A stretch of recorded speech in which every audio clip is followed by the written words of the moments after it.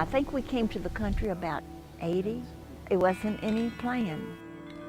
I saw the ad in the paper and I called the real estate guy. I looked at it, I showed friends, I showed different people. Finally, my husband and I came out and he liked it as much as I did. But see, he's a city guy.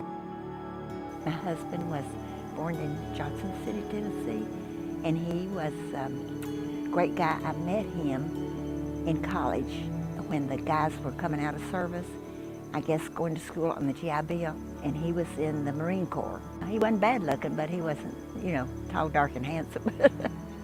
But he had a great personality because he could just get along with anybody.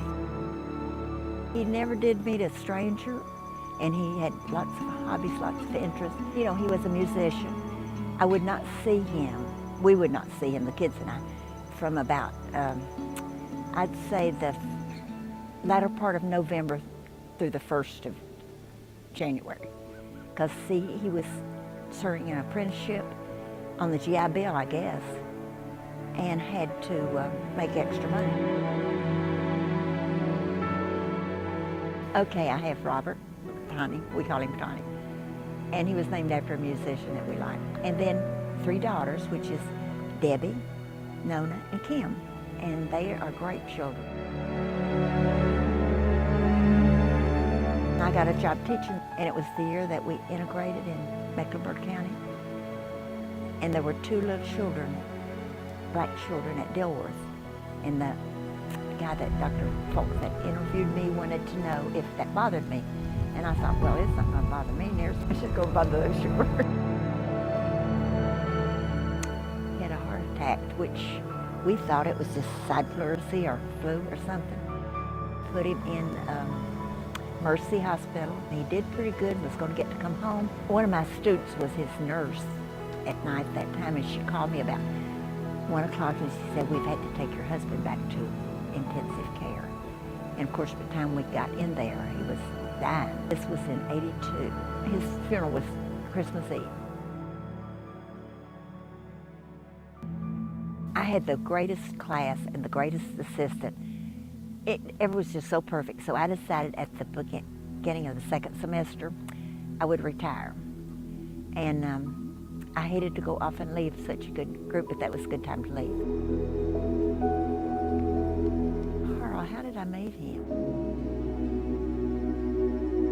It was a singles club thing. Well, here Carl was being sort of new in this area, and he wanted to meet somebody.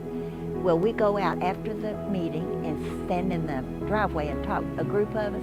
I probably met him in '99, but he was a great guy too.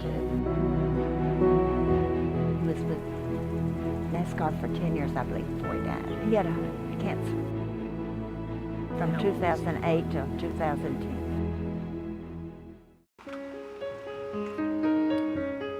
I've got a book in there, a magazine that you all need to look at. It tells you everything. It is just so fascinating to me to see all the changes. I never have had time for much hobbies. I had to sew a lot for the girls, and sewing is one, and reading is mostly what I do, and I like to dance. I would like for the grandchildren and the great-grandchildren and my own children to know that they need to go to God for decisions they have to make and get guidance there to be successful and to be happy. Not on their own, which is real hard to do because you can make your mind up quicker than say a quick prayer or something. But anyhow, I would like that to be in their lives.